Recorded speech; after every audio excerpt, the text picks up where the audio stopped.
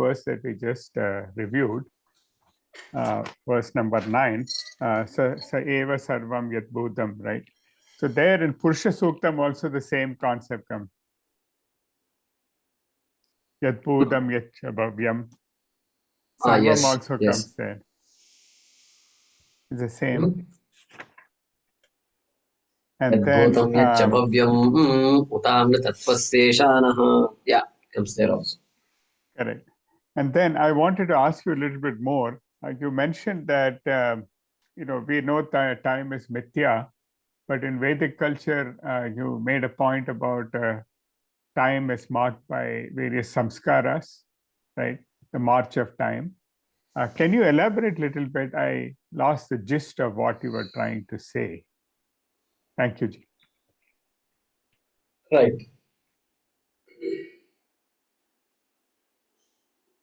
In Vedanta, we are going to be told that time is not as real as you think, as I think it is. Okay. But until now, I thought time is real. Age is real. Real means absolutely real. My existence is going to last from here to here. That is absolutely real. Nobody can change that. Bhagavan also cannot change it. This is the idea. And therefore, my whole life whole life is governed by this idea of reality. What idea of reality? That time is absolutely real. And nobody can change time. Yama is waiting. This is the reality that our Puranas talk about. Yeah. But then, why I said celebration is, if I begin to see everything as a celebration, it calms me down. It says, yeah, this is natural. There is nothing to be threatened by anything. There is no threat at all in this whole scheme of things. And that is Karma Yoga Buddhi, really speaking. It gives me the Karma Yoga Buddhi, which makes it easy for me to come to Vedanta. Make it easy for me to appreciate that okay, time is there and it is vyavaharika satyam it is, and I can enjoy any vyavaharika satyam. I can enjoy time also. They say, are you looking forward to your whatever retirement? Retirement is a milestone. Or are you looking forward to your 60th? Or are you looking forward to your birthday? Hey, looking forward to your birthday. Look at the question actually. When my birthday is going to come, okay, let's say 1 week from now, that day I'll be 1 week older. So should I be happy or should I be sad? Or 1 year older than last year? So we choose to celebrate it. We are saying, yeah, it's a celebration. Better make it a celebration. Better make it. There is no other. That's the best option we have. Celebration.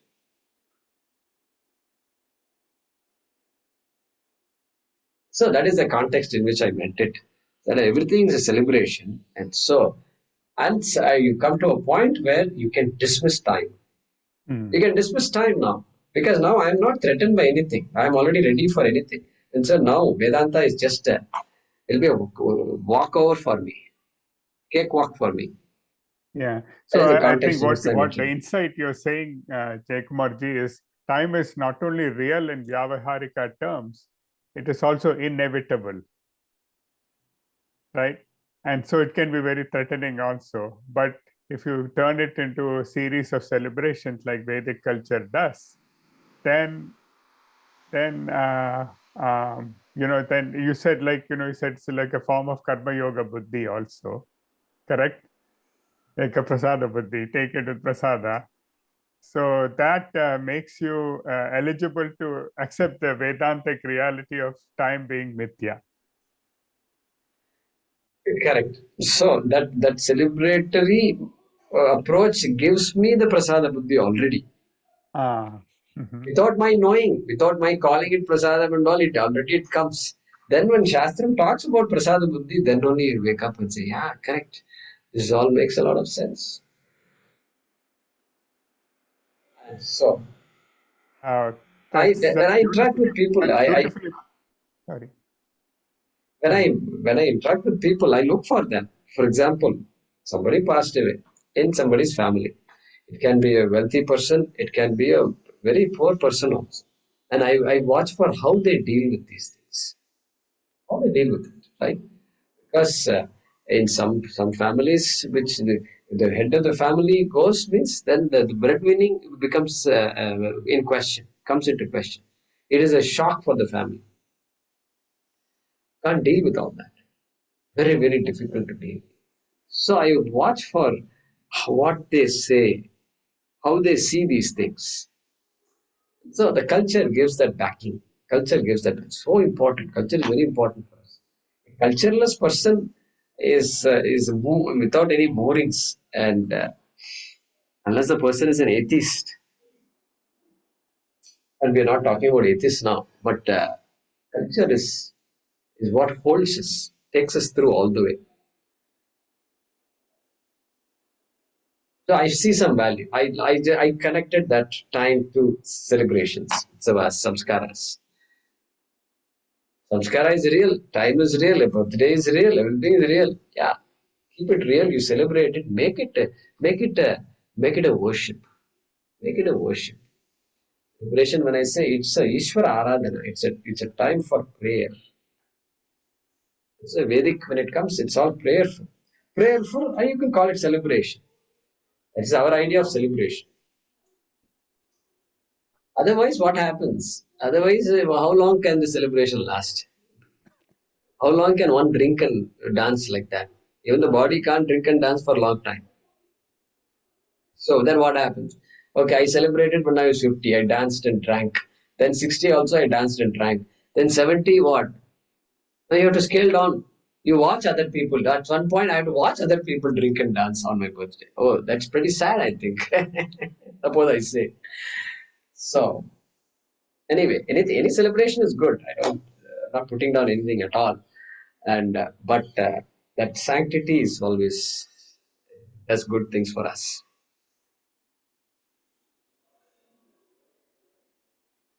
Yeah. Hemavati.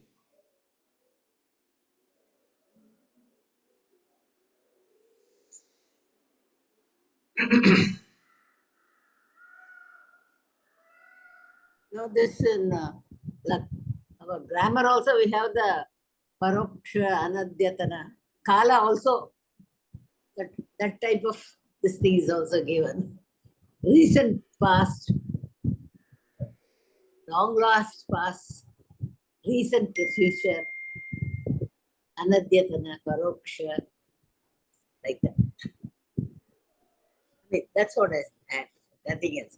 Good, no, very good observation. Very good observation. See, Hemaji is talking about in Sanskrit language, this past, future, and all. There are different types of past tenses, three different types of past tenses, and three different types of future tenses. Okay, three different types. So there is the past of today. Adyatana bhute means today's past. When did you get up? Is today's past. And that word that is used in Sanskrit is different from the remote past. Arjuna Uvacha. Sri Bhagavan Uvacha long ago, 5,000, 6,000 years ago it happened. Okay. And so that is a different type of Uvacha. Uvacha. You can't say, my son told me this morning. You can't say Uvacha. Okay. You have to say something like Avadat or some Avachat, Avochat, you have to say. But Arjuna Uvacha, you have to say. A different form altogether. The form of the verb itself is different based on what type of past. Then all the past in between today's past and the remote past, everything else is in between. Okay, one is called lit lakaraha. This thing is called lung lakaraha, and today's past is called lung lakara. Lit, lung, lung. Yeah, we Sanskrit people are crazy people. They utter all these words which don't mean, which appears not to mean anything, but for us it means a lot. So yeah, that's a good observation. And so in my class, after 2 years of teaching, somebody in my class said, Jacobarji, it is past tense, no? I said, what are you talking? I know who said it also. She said, it's past tense. I said, It is not. You have to say it is lang lakara. Lang. And so we don't say Bhutakala. Even studying Sanskrit in school and all, we said Bhutakal and then Bhavishyat Kal and Vartaman Kal and all that. Okay, that is fine. Let it be so. There's nothing wrong with that. But Bhutakal. And then we study only one type of past. And when you study more and more, you get to know the different types of past tenses. But yeah, again, division of time. Correct. Future also is like that. My goodness, there is lut, and then there is lring, and then there is what? There is a shloka that actually talks about it. You know what it is? It says, That, Lat that, Vartama, that's Lat Vartaman. Lat Vartamane late Vede, okay, Lat Vartamane late Vede, uh, Bhutelam. uh, Bhute, uh, Bhute lit lang ring correct. Lang Luttu Bhut, Litasna. and then Vidya Shishor Ling Lotau. Vidya Shishor Ling Lotau. So that lot, so Vidya Vidhiling uh, is lot. And then Ling Lo Ashishi, Ashirling, etc. Ling Lotau. Vidhiling, Ashirling, and lot. Vidya Shishor Ling Lotau. Then Ling Lung Lit cha Bhavishyati. Something like that it comes. Lut. Lut ring cha Bhavishyati. So that shloka tells all the 10 makaras. And so there is a lut, ring, and one more thing. I'm not getting it. Something. Anyway, doesn't matter. So 3 future tenses, 3 past tenses. Present tense, fortunately, present is only one, I think. That's it. Otherwise, Sanskrit, we have to multiply by another. How many forms we have to study? My God. They are 21. present continuous is there. Look at this. Just look at this. One verb to go. That's it. You know how many forms there are? 90 forms. Oh, see, wait. Let me start. It's a slow process. First, you have to decide. Is it active voice or passive voice? Did you decide that? Okay, active voice. To go, going. He goes. She goes. Okay, active voice. Because passive another thing. So active voice. Then you have to decide, is the verb atmanepadi or parasmaipadi? And there are 2 types of dhatus, and one type declines in a particular way, another time conjugates in another way. So you have to decide these things. Have you made up your mind? Okay, made up your mind. So gam dhatu, atmanepadi, okay, and then this one, and then kartari prayogaha. Active voice, Kartari Prayoga. Once you decide all these things, then you can start. Okay, Lat Lakare, Gachati, Gachataha, Gachata. Like that it comes. So that is 3 times 3, 9 forms. 9 forms for present tense. Present tense, 9 forms. So 10 tenses, 90. 10 tenses, 90. In active voice. Okay. So now passive voice, another 90 forms, 180 forms for every dhatu. And if the dhatu can be Ubhayapadi also, Ubhayapadi means it can be Atmayapadi, it can be Parasmaipadi also in some cases. In that case, you have only 360 forms.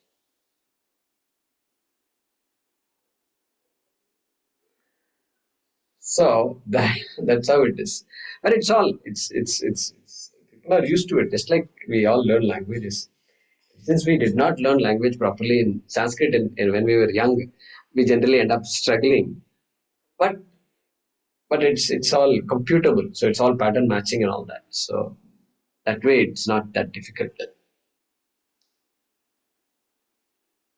So that's good observation. Hemaji is saying 3 types of past, 3 types of future, and then there is all this benediction and things like that. Yeah, Hariji, go ahead.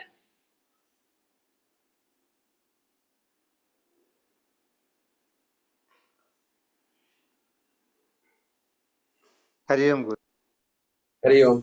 When you were talking about the projection, that we project our own impression on various, elsewhere I have heard there is a theory called 2% snake theory. 2% snake theory. According to the reality, only 2% of the snakes are poisonous. The rest 98% are non-poisonous. But the moment I see a snake, my first instinct is to hit it and kill it, because I project all the snakes are poisonous. So the impression that I have got, or the projection that I have got, is so strong that I project this 2% on the rest of the 98%. It's called 2% snake theory. Okay. Okay. Yeah, agreed. Agreed. What is this called? 2% snake theory. Okay. Thank you.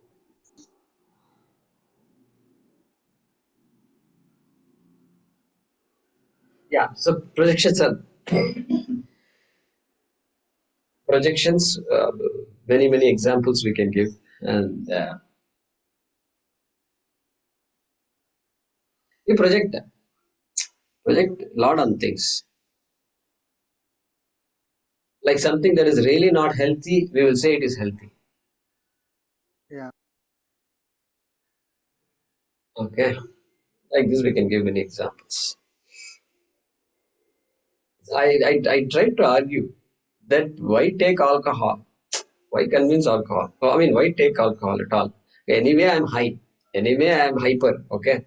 And I don't need alcohol. It looks like people have alcohol anyway. So now you have to have alcohol. So already my mind is little getting weaker by time. And so why make it even weaker by having alcohol? Like that I used to argue. Then somebody told me, no, you should have wine. A glass of wine every day will be very healthy. Some grapes and this and some chemicals and all are there. And like that they say. So I said, since then I stopped arguing all these things, because it is not useful to argue, because there is always a reason why wine is good. There is always a reason why brandy is good. Why you should have whiskey, so that the cold, Guruji, you're getting a lot of cold. You have a little bit of whiskey before going to sleep. Then that cold you won't have. Something they say, what can I do? So I don't argue like that at all anymore. No, then there is it a red wine or a white wine? There also. Correct. Red wine, white wine. That also is there. Red grapes. I suppose white grapes versus red grapes. We will give that. Okay. Yeah, they all have Or a some. drinking wine or a cooking wine. Oh, drinking wine, cooking wine also is there. They are made with the same grapes, same red or white only, no? Or no? Yeah, it is. But it is Same. different. One is for cooking. But actually, in Delhi and all, in winter months, babies, they give little bit rum or brandy to keep the baby warm. Wow. Because they never, when I was there was no air conditioning, heating minimum, right? So they used to do. So Correct. it is a shock to Correct. people from South, but it's very much practiced in Punjab, Haryana, Delhi, that area. Even for cough, they give. I think probably to make the babies sleep comfortably. A little rum is they do give. Yeah. Really, I think I bought a bottle of brandy. I think it is brandy. I don't remember now. It used to be there along with with my medicines. I used to have it. Yeah, somebody said it, and I really wanted to experiment with it. So that brandy, I didn't use much. Maybe twice or thrice I put it. That even before I left, that brandy bottle was still there, full of. I don't know what I did with it, but I Guruji, don't know. I'm trying. start early and damage the kid as quickly as you can. So brain damage will happen continuously if you keep giving little bits of rum or brandy. It's a developing child. You can't afford to take chances. Yeah, you take plenty of swaddling clothes and keep a fire going. Not brandy or it's ridiculous. Yeah, anyway, that's so these are all there, all Vyavaharika. So, And also there is another school of thought about, just like Hariji said about 2% snake, there is a school of thought about benefits of taking alcohol. It is called buffalo theory. I don't know how many of you heard. It's a buffalo theory. The theory is that when, in Africa and all that, Serengeti and all, wildebeest migrate from one area to another, say from winter to summer or summer to winter. On the way, they meet with a lot of predators, and they are also giving birth, right? The newborn mothers will protect, but the predators will attack the weak and disabled animals. So the ant or a diseased animal, which you cannot move fast. So in the process, there's natural attrition, which keeps the herd young and healthy. Because the people have, the animals which had a disease have been removed. So you cannot give it to, not like what that bird flu and all we have here. So same way, the extension of the analogy is that when you drink alcohol, it attacks the brain cell, but the weakest brain cell is attacked first. So your brain is all young and healthy ones are left. that is the buffalo theory. Or is it okay. the survival of the fittest? So Mahesh, tell me, what is your question? Yeah, so my question was on sloka number 17, when we learn this Uma Sahayam, we translated a concert of Uma, right, with Uma and Shiva and all. I mean, I'm wondering, is there any deeper meaning to that? Like things like, we also said Brahma Vidya, Acharya and all that. So is it like, is it more than just what this means, in the sense, can we say that it is between Purusha and Prakriti, something like that? Because both are required to function. Brahman alone cannot function, Maya alone cannot function. So both are needed. Just like a violinist and a violin. Individually they are useless. But violinist and violin needs to be there together to produce that melodious song or sound. So is that something, Purusha and Prakriti, is there any meaning in that, or I'm stretching it too much? No, it's not a stretch. It's not a stretch. It's what it is. It's what it is. That's what actually the... Soundarya, first sloka that I don't know, I thought I quoted, but maybe I didn't. First sloka, first word itself. It starts with that. Shiva Shaktya Yukto. So Shiva Shaktya Yukto Yadi Bhavati. So Ma Sahayam. We bring in that. Purusham Prakritim Chaiva. Can do that. All that is correct. Everything you said is right, Mahesh. Yeah, because one thing at least I've learned studying so many years now, all the words you are used in these Upanishads or even in this, they are not just like that used, with a lot of thought process why that word is used, which may not be at least apparent to me, but I'm sure there is a reason why they used. Instead of say Uma Sahayam, he could have used something else. So there should be a reason why that particular he chose. I'm just thinking, maybe I'm stretching it too much, but I don't know. Yeah, there's a reason for everything. Correct. Okay. Another thing I wanted to ask you was, in this sloka, the 1.9, we are not covered, but the last sentence, Nanya Phanda Vimuktaye, that also is there in Purusha Sukta. Except that Nanya Phanda Ayanaya Vidyade or Vidyade Ayanaya. Correct. Same thing. Yeah. Same thing. Yeah. I don't.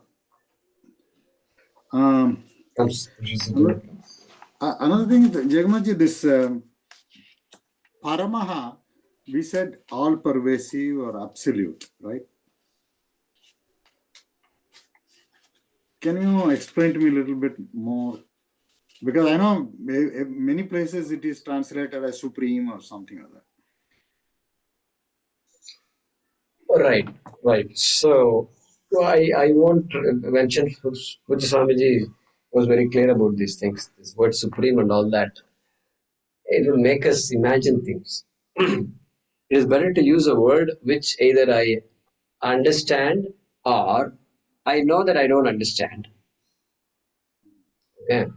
So all pervasive is less ambiguous. Absolute Absolute is also not an easy word to understand. Okay, it takes it takes us some time to understand absolute. No, absolute one way to define, I thought, was there is nothing subtler than that. It's like Purusha. We said, in Kathopanishad said, manas to buddhi, buddhi to all that. It's the same way. Nothing more subtler than that. That's the end of it. What are the three meanings Bhagavan Shankaracharya gave to the word? That paraha word is there, no? So indriyebhyah parahyarta arthebhyascha param manaha manasastu para buddhihi Buddhi. Yo buddhev mahan paraha. Paraha. Mahatah param avyaktam avyaktat purushah paraha. Purushanna param kinchit sa kashta sa paragati. So for the word para, Shankaracharya gave three meanings. What is that? I don't remember. I mean, you say you are always okay. You subtlety is one aspect, one meaning for para. It is only one meaning, not one. It is only one of the three. Okay, sukshmataram, subtler. Okay, all right. That is one meaning. Second meaning is what? It is more pervasive. More pervasive. Okay. An object is where the object is, but the sense organs are more pervasive. Means they're more. They're not finite. They're not limited to a particular place. Okay. More pervasive. The third one is what? Third one is closer to Atma. Oh, okay. That is the meaning of param according to Shankaracharya. He clinches it. He says this is the way to understand param. Relatively param. Arthebhyascha param manaha. From all these indriyas, mind is param. Means okay, there the relative word is there. Param. Then finally, absolute. Paramaha is absolute. Means nothing. Sa kashta sa paragatihi. There is nothing more subtle than this. There is nothing more pervasive than this. There is nothing more closer than this. Closer to Atma than this because it is Atma. Atma.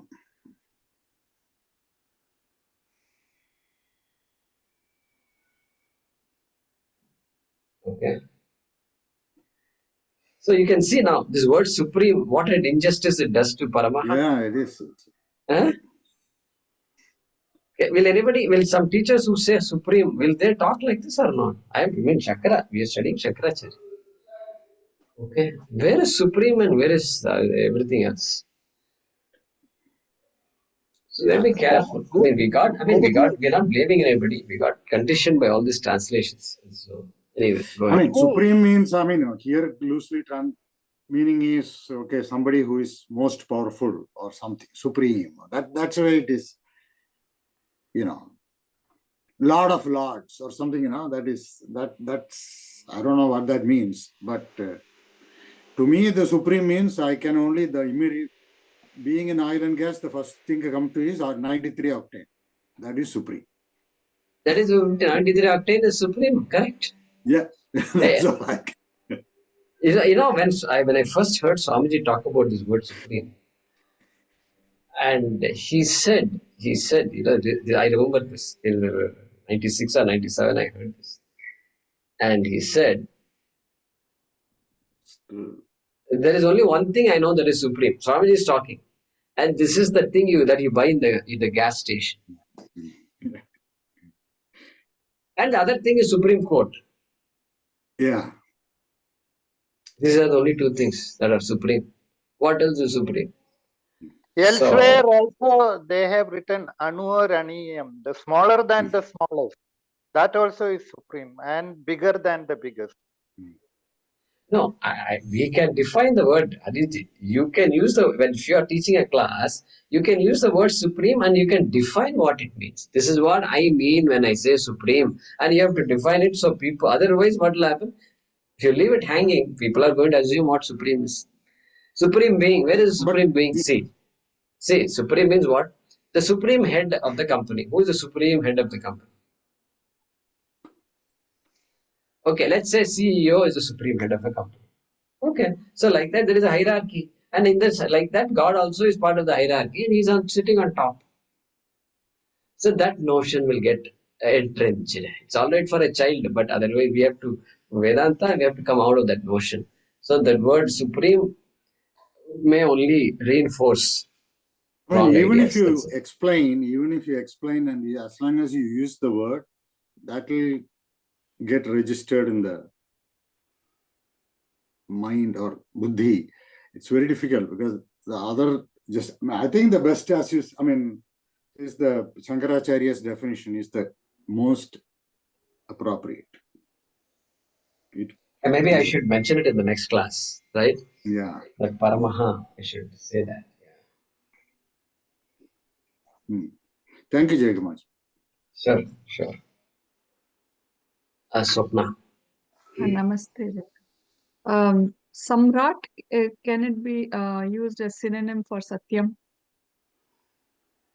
Samrat.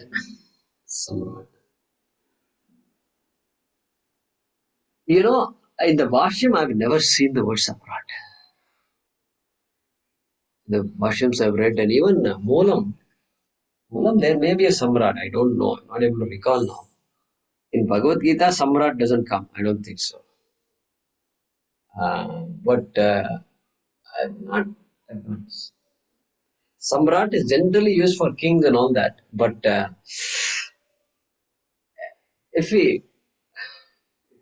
not seen it. When you defined it as a Swayam Rajate, then the Satyam equals Samrat. The Swarat is Yeah. what it is. Swayam Rajate, Samyak Rajate. Samrat is Samyak Rajate. Samyak Rajate, you can apply it to Atma. Why not? I say it is not wrong. It's not wrong to say Samrat is Atma. It's not wrong.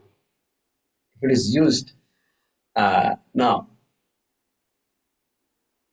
it's possible. So if you and I were to write a poem and then we want to use the word Samrat for Swamiji or something like that, I think it will be accepted. I would accept it. So Swarat and Samrat are same? So Swayam Rajate, see, Swayam Rajate, etymology is slightly different. Swayam versus Samyak, two different meanings. Samyak. Yes.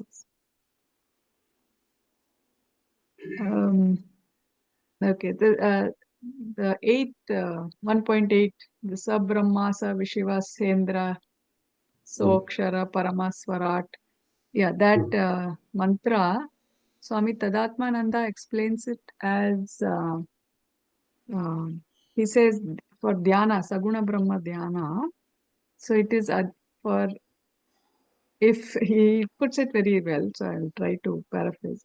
It's if you can visualize as when you're meditating, Brahman is Brahma, Shiva, Indra, Vishnu, Prana, Kala, Agni, Chandra, and so he says for Adhikari Veda, it tells everybody is different. Not everybody can visualize, or in Dhyanam you want a form. No, not everybody can meditate on the formless. And he said that nothing is inferior. Saguna Brahma Upasana is not inferior than Nirguna Brahma Upasana. So, yeah, I just wanted to mention that. Did he say anything specific about this Swarat or something? Hmm. I have to go So, back and listen again. That has become my. I have to listen to him like 3-4 times to get it.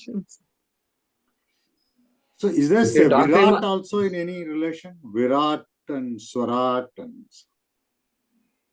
yeah, relation means what? Similar root, same root. Visheshena Rajate or Vividam Rajate. No, Vividam Rajate.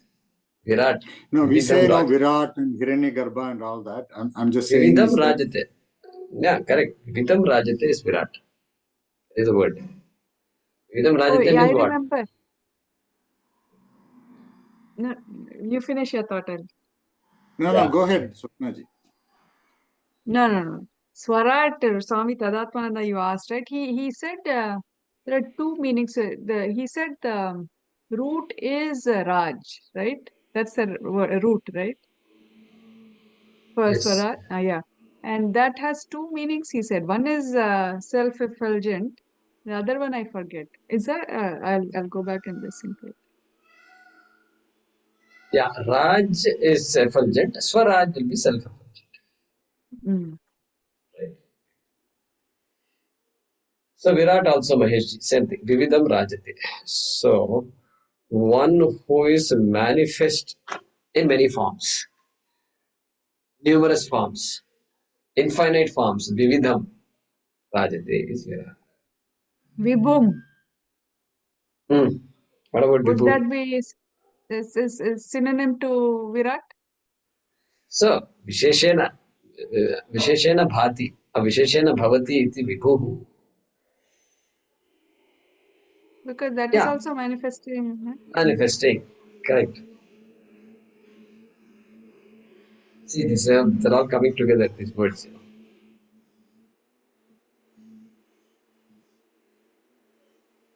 Good. All right, we'll pause with that. Jay Kumar ji, I have a problem when you equate Swarat with Samrat. All right. Swarat is Swayam Rajate and it is self-effulgent. Whereas Samrat, Samyak Rajate. And Samrat can be made by the society as Samrat. We give a title to a Samrat. Somebody made him. He is not Swayam. Kalu. Correct. No, you're correct. No, you're correct, Rukmiji. Samrat can have two meanings. One meaning is what you said, and one meaning that we are commonly used to. Yeah.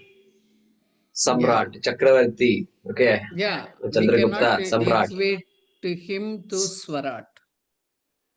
Samrat. But if I change the meaning of the word Samrat to say that Samyak means well, very well done, very well shines. Means what? Very well shines means the only thing that very well shines is that whose shine can never be go. That is my definition of Samyak. Okay. Then Chandragupta also goes away. Then only Atma remains. So that interpreting differently. Both are okay. That's why we can use it for both contexts. I said. But as I also said, I have not seen the word Samrat in the Bhashyam and all. So Yes. we have to do some research before coming to this conclusion. Yeah. It may be historical connotation, but not in Shastra, I think. We have to see. Actually, I hear here some people chant the mantra Swasti Sri Samrajyam Swarajyam Parameshtyam, like that something. Especially the Maharashtrians here chant. I've still not got the perfect wordings of that. There, both the words come. Swarajyam, Samrajyam, both come. Swasti Sri Samrajyam Swarajyam Parameshtyam, something and all come. The Maharashtrians here, chant it at the end of all the pujas. Okay. If I get the bodies, I will share it. Yeah. Because they chant it with a particular tune and tonal this thing, which I've still not got in spite of being here for so long. So I've not bothered to learn it as such. But if I get the wordings, I will share it. I think in Taittiriya Upanishad, In Taittiriya Upanishad, we have Apnoti Swarajyam, Apnoti Brahmanaspatim, Apnoti Swarajyam. Over there. What happened? Swarajyam. Apnoti Swarajyam. That person who knows gains Swaraj. Like that is a Swarajyam. It comes towards the end of the Upanishad. वाक्पतिश्चक्षुष्पतिः श्रोत्रपतिर्विज्ञानपतिः एतत्ततो भवति आकाशशरीरम् அதெல்லாம் வரும். Anyway, Swarajyam is used. Good. We'll pass with that. Yeah, Premaji is there. Guruji, I was wondering, when you said effulgent, does it in any way connect to self-illumined? Yes, that is what it is. It does? That's what Self-effulgent, self-illumining. Yeah, that's what it is. That is what is meant by the word effulgent. Thank you.